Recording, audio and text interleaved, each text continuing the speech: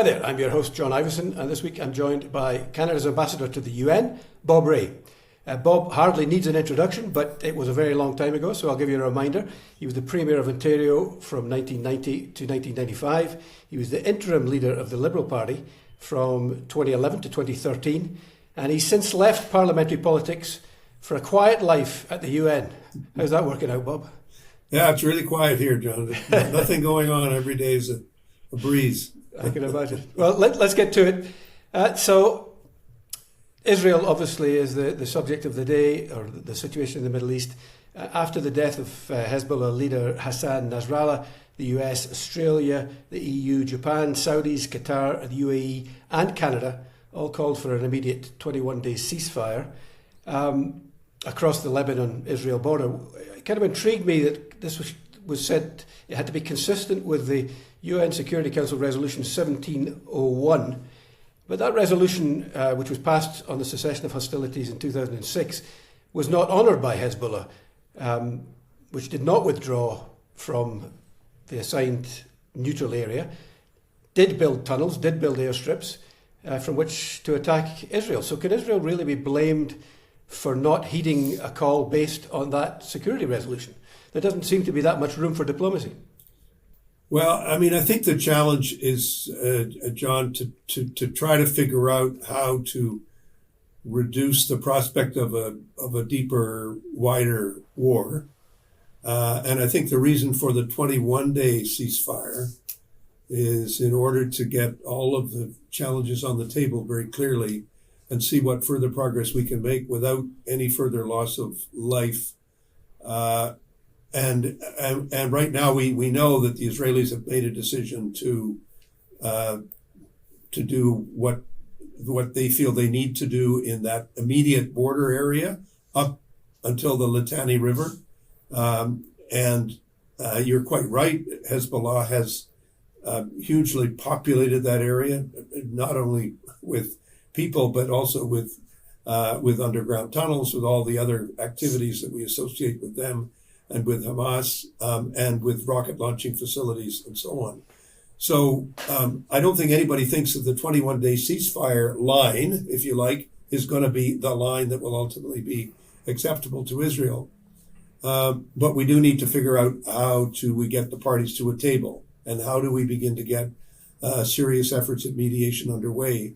And the 3-week peace ceasefire is really an effort to do that, and that's why I think it's been seen as an important objective to just give us some time to allow for that some kind of a discussion to happen. If it doesn't work, it doesn't work. But we do need to do something to try to defuse the existing current potential for a wider war, which would include the Papa Bear, Iran, and help us to begin to deal with the consequences of that.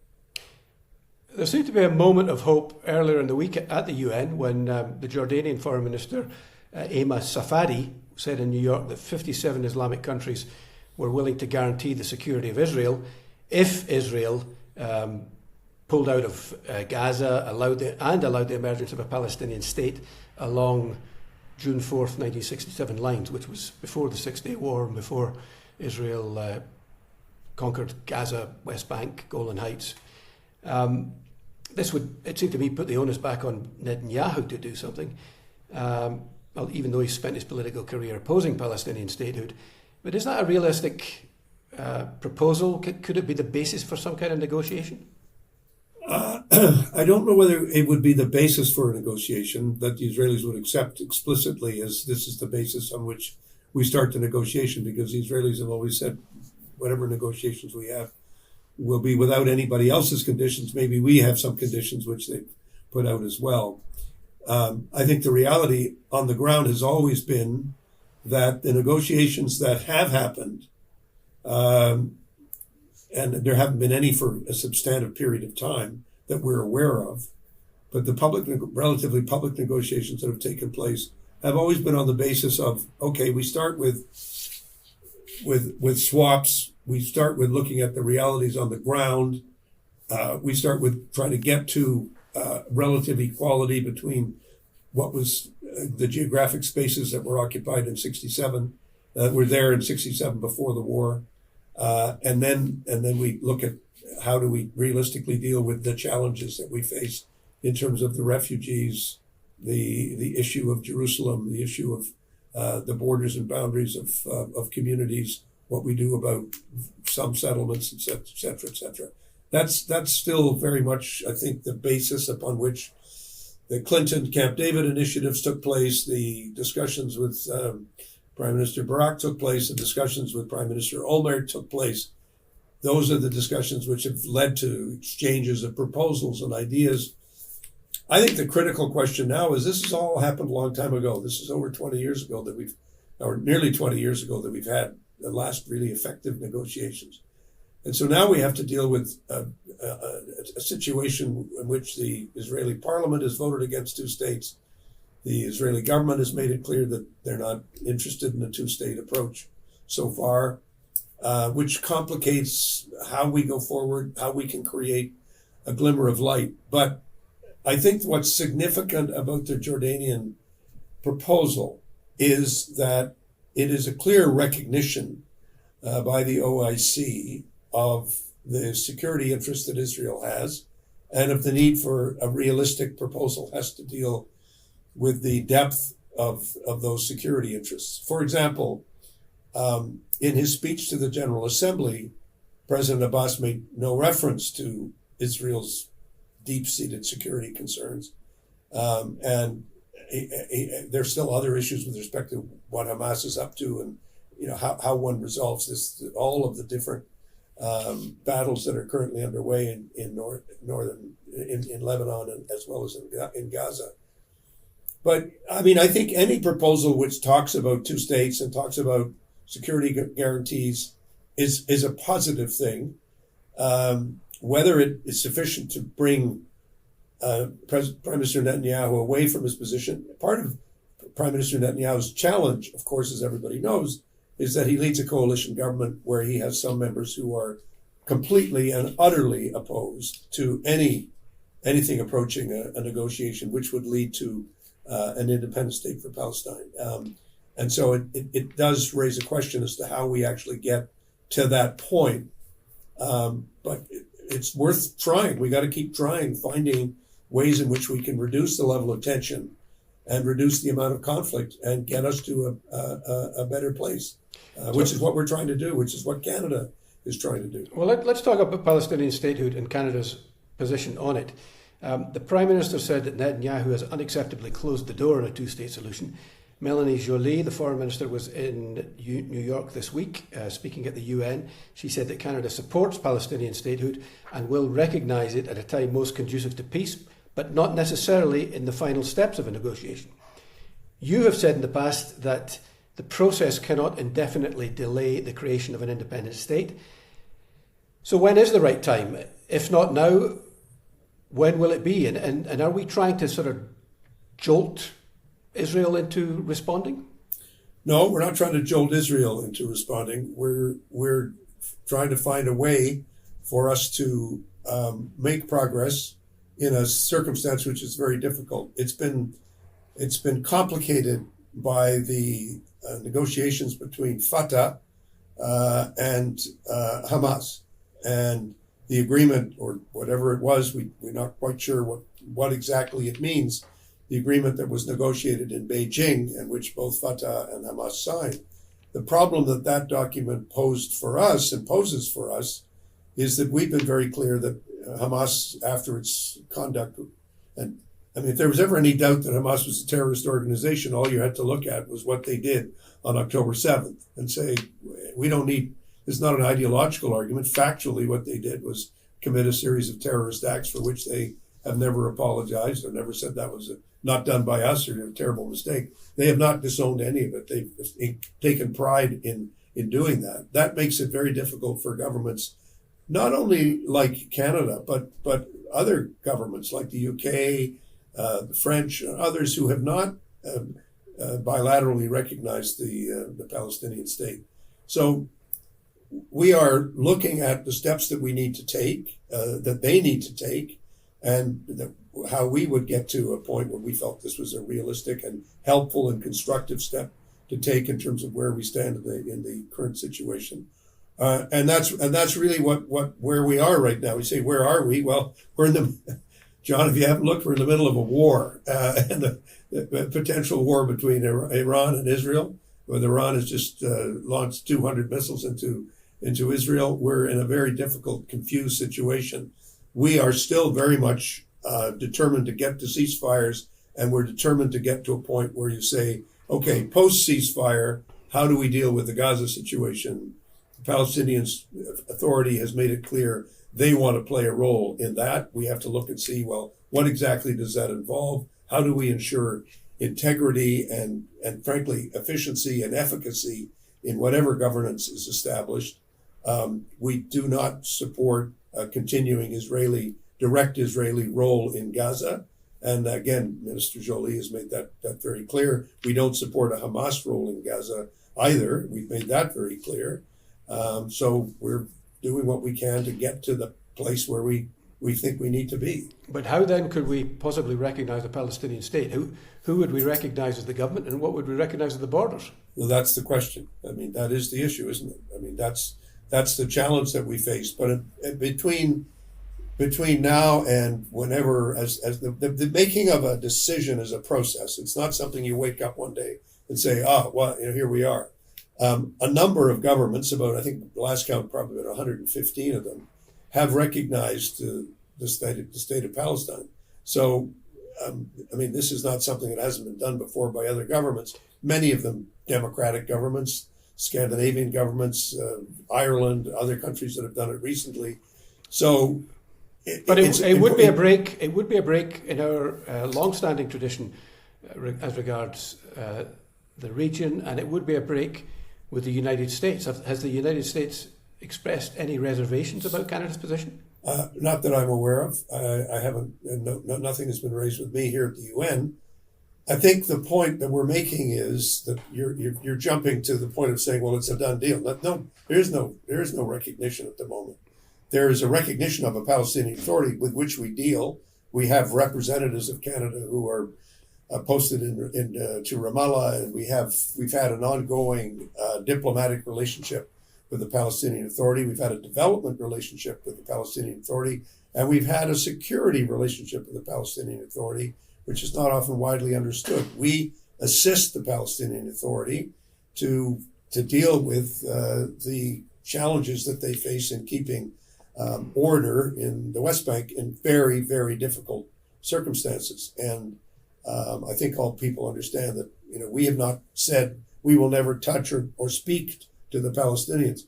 When Mr. Harper was the Prime Minister, this relationship existed exactly as I'm describing it now. I was in Ramallah with Mr. Harper when he visited Israel in 2012 or 13. Yeah, so, yeah. There you go. Just moving on from that, so critics of the UN claim it's a body that has responsibility without power. Yet people do notice how countries vote and how Canada votes there. It does seem that Canada's position has shifted somewhat when it comes to the Middle East. Under Paul Martin, it was decided that too many of these votes singled out Israel and isolated Israel, and we stopped voting for them or abstaining. We voted against them for 2 decades. Then in December, we voted for a ceasefire, even though it did not mention Hamas's involvement. 2 months prior to that, a similar motion had come forward, and we voted against it. You spoke out strongly against it because, again, it did not mention Hamas. So, there have been 2 or 3 instances since then when we have abstained.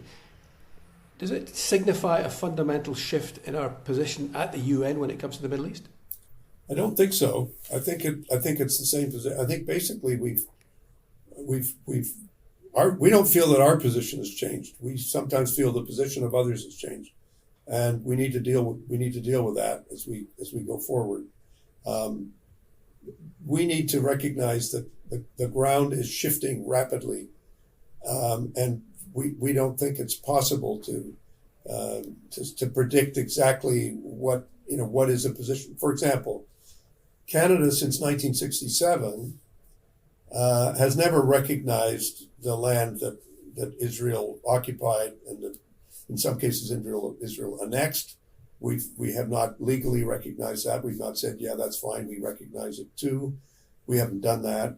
We've continued to take the position that these things require a negotiated agreement before there is any durable settlement. They can't simply be imposed by one country on another. And we continue to take that position. We support Israel's right to security. We have a strong diplomatic and economic, social relationship with Israel. But we're now at a point where we need to understand how dangerous the current situation is.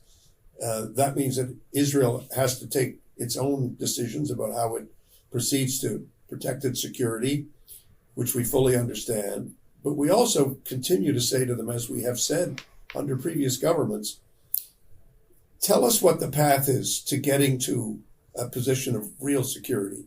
And we don't think real security is only based on military issues. It's based on broader political understandings.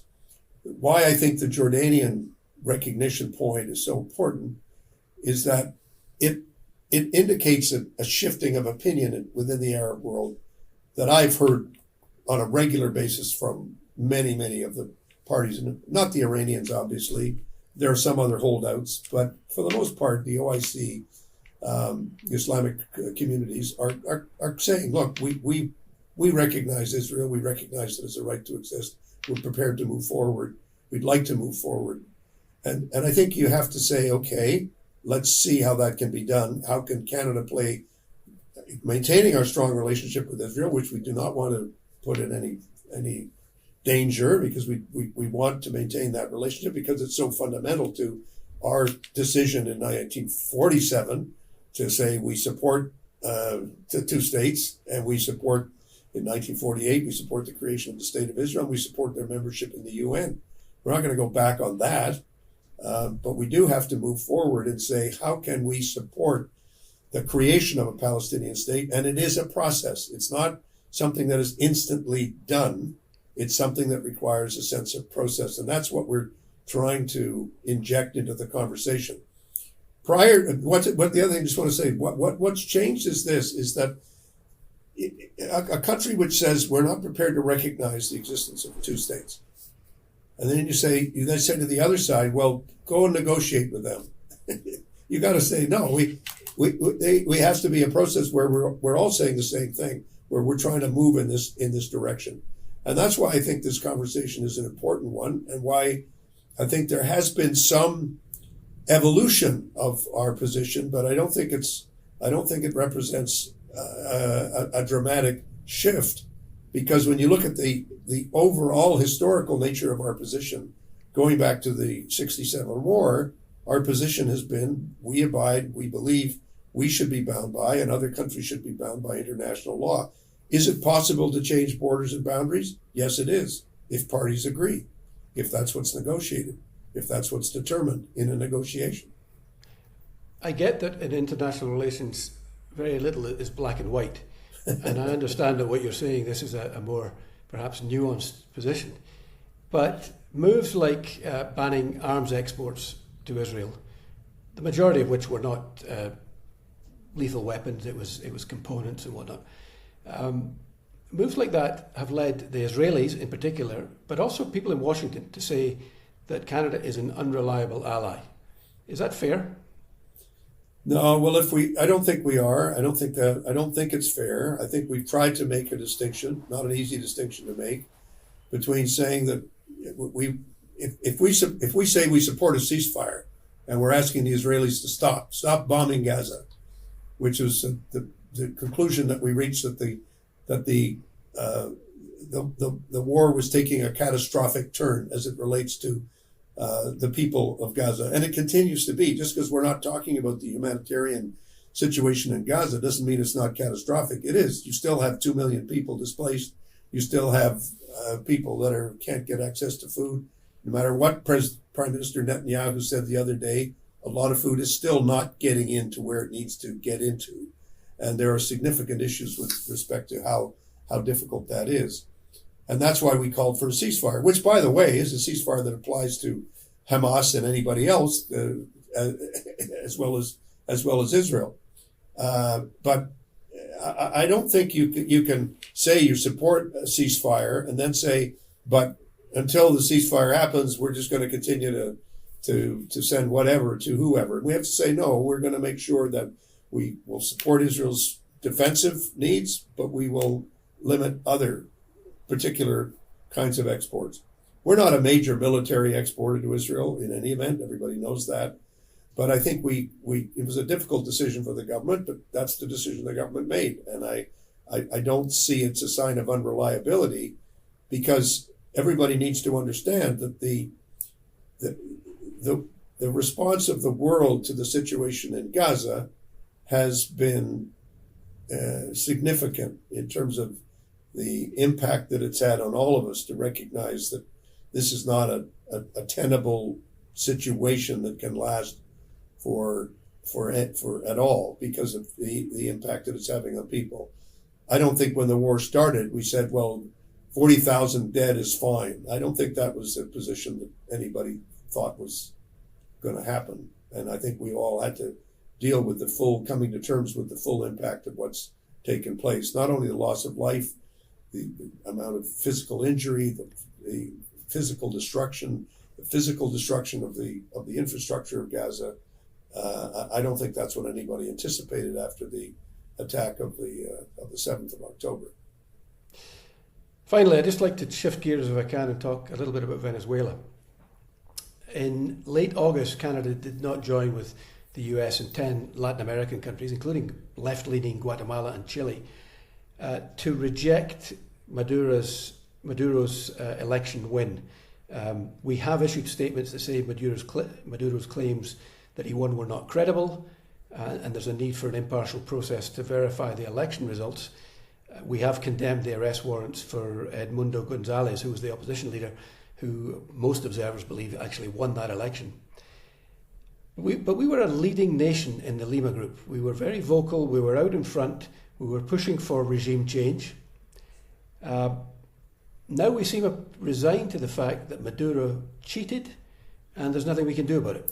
No, again, is that fair? No, I don't think it's accurate. Actually, I don't think we have not recognized Maduro's alleged election. He didn't win the election. We don't think he won the election.